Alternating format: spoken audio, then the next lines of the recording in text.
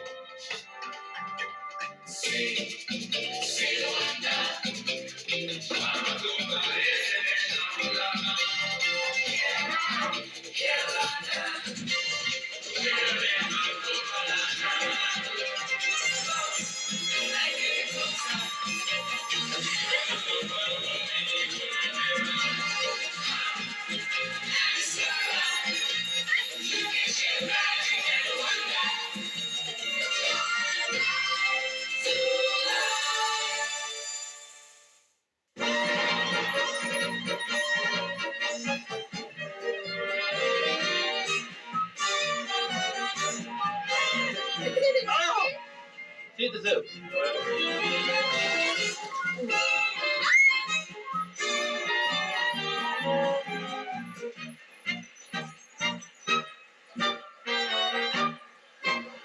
Hey, is this the Tower of London? Right here? Cheerio, old chaps. As you can see, I'm in London, and I've come to England to visit royalty. My kind of royalty. Those fascinating creatures from the animal kingdom. And can you believe we're going to start right here at the Tower of London? So follow me. It's going to be a jolly good show. For over 900 years, the Tower has been the symbol of British power. A palace that became better known as a prison with bloody executions. Today, the only thing that's locked up are the crown jewels and the Tower ravens. Each morning, Raven Master Dave Cope lets his charges out of their royal bedchambers. Off you go. These regal ravens have lived in the Tower by sovereign decree for over 300 years. Well, there is a legend that if they leave, the White Tower will crumble and the monarchy will fall. And that was really introduced into the Tower at the early part of the reign of Charles II. So ever since that day, by royal decree, we have to keep 6 birds on complement. But we don't take any chances, we have some in reserve. Every day, each raven patrols its own separate territory of the Tower Green. I've been working with these birds now about 9 years, and I thoroughly enjoy it, and I think these old devils like me as well. They do tend to consider me as one of them, and I'm the top dog because I'm the one that has the food. Now here you have an example of where the ravens feed themselves. If a pigeon gets in striking distance, that's it. That's all that remains of him. The ravens don't always live up to the crown's noble standards. If they go AWOL, like Raven George, there are royal consequences. The bird had a dishonourable discharge from Her Majesty's service, and the wording of the discharge was, Raven George, behaviour unbecoming that of a tower raven, service is no longer required. The English love their traditions, and some 2 million visitors a year from all over the world agree with them. So I don't think the ravens will lose their regal jobs for a long, long time. What's great about London is that you never know where you're going to stumble across British history. Take, for example, these lions at Trafalgar Square. The King of Beasts have been a symbol of English royalty for over 1,000 years.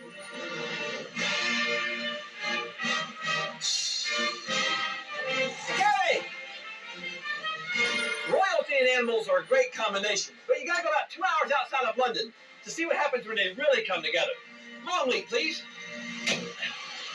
What is it, someplace? The countryside hasn't changed much in hundreds of years, but recently these cows have acquired some interesting new neighbors. These magnificent beasts are the lions of Longleat. Here in this beautiful English woods, I found the world's first drive-through safari park. The lions were the first park residents, but now visitors can roam freely through hundreds of acres to visit all sorts of wild animals. as close up as the other side of their car window.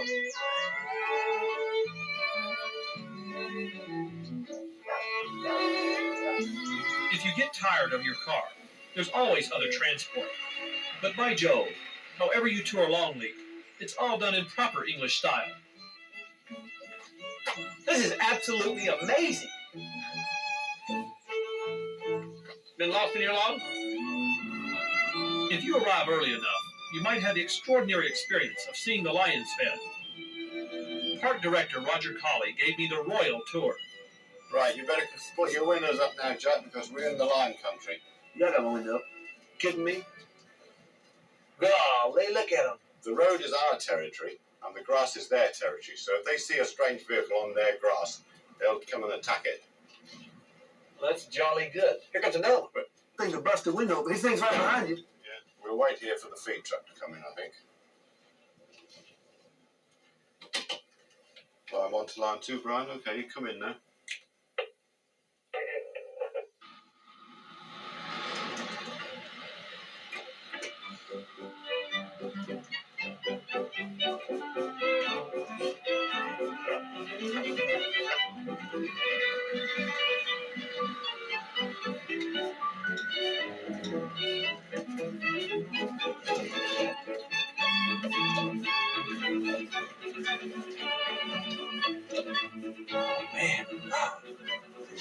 Man, he's gonna eat his truck up. Oh, he's gonna eat his truck up. Meals on wheels.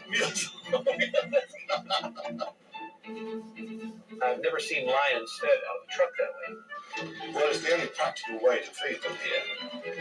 And it also is good for the lions because it makes them run. It gives them exercise. We drive all the way up around the area. This is about 20 acres, this area where they are. Right, it's like a kill. Exactly, yes. Now, Just how like they would in Africa. And we feed with all the skin on the meat and that sort of thing. They get all the guts of animals. Now, Just more natural feeding than if you feed them a composition like mincemeat. this is something. This is all I can tell you. This is something else. Out of all the zoos and lion exhibits I've seen in the world, and I've seen a lot of them, Yes. this takes the case. You're gonna have my resume for a keeper here next week. The heck with this desk work. Yes. It's pretty neat being with somebody wearing a tie feeding lions, you know it? Never There done they it. come, look, there they come. See, it's a nice way to see animals, isn't it? Oh. When they're all free like this and living as they live in Africa.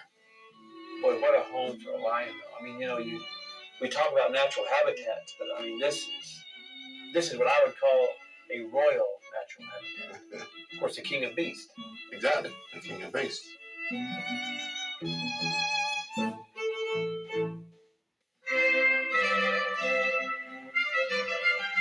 It's fitting that the king of beasts should reside in so majestic a setting. Longleat is the ancestral home of the 7th Marquis of Bath. Can you imagine when this house was built some 400 years ago, the Pilgrims haven't even landed on Plymouth Rock? This is Lord Christopher, whose family lives here. You know, I can imagine dukes and duchesses walking around the grounds, Lord Christopher. But lions and elephants and all these animals? What was the first reaction from the people in the area here? They thought we were absolutely mad. I mean, lunatics. Actually, when it started off, it was just lambs.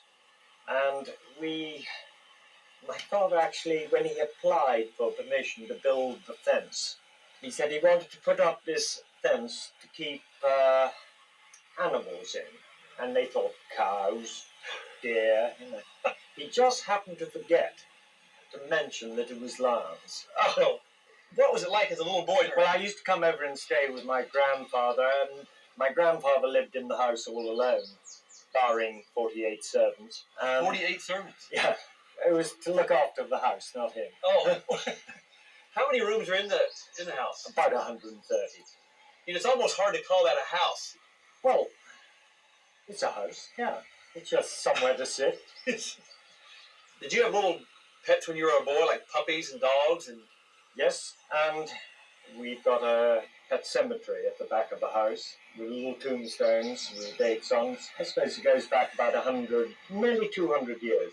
wow, We haven't yet tried to put a giraffe or Yes. an elephant in it, but I don't think it would be full. Yeah, take up the whole cemetery. Yeah. Lord Christopher's father was the first of English nobility to open his home to the public. The animal park was developed in 1966 with Jimmy Chipperfield, the most famous circus owner in England. His daughter Mary still performs with the circus, and it is her husband Roger Colley who is a park director. What's that up there?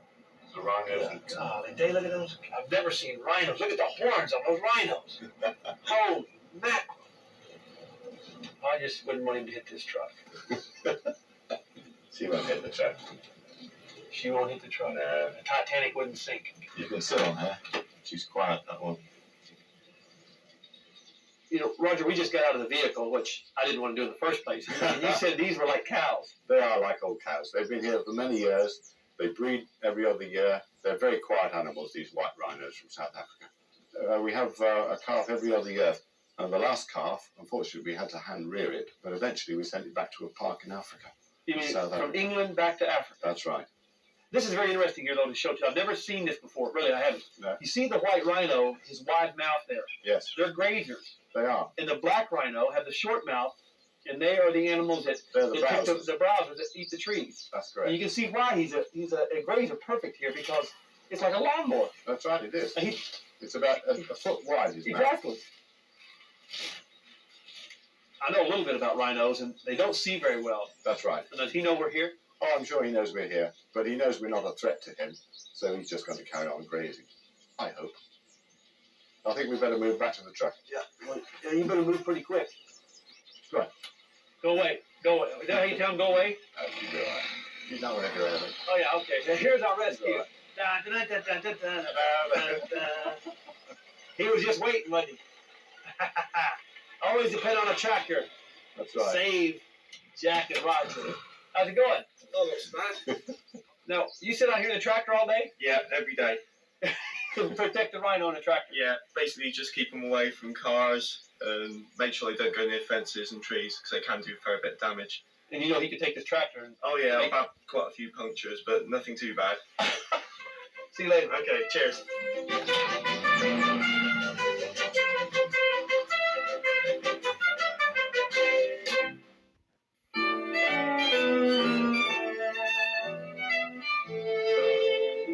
Visitors to Longleat love seeing animals the way they live in the wild. To protect both the animals and people, however, they must stay in their cars. But there's one area where you get a rare opportunity to walk among this peaceable kingdom. This is wild. This is too much. This is too much. Walking with Giraffe and camels. Okay. Well, what a shot. You use this for your wedding album. You just married?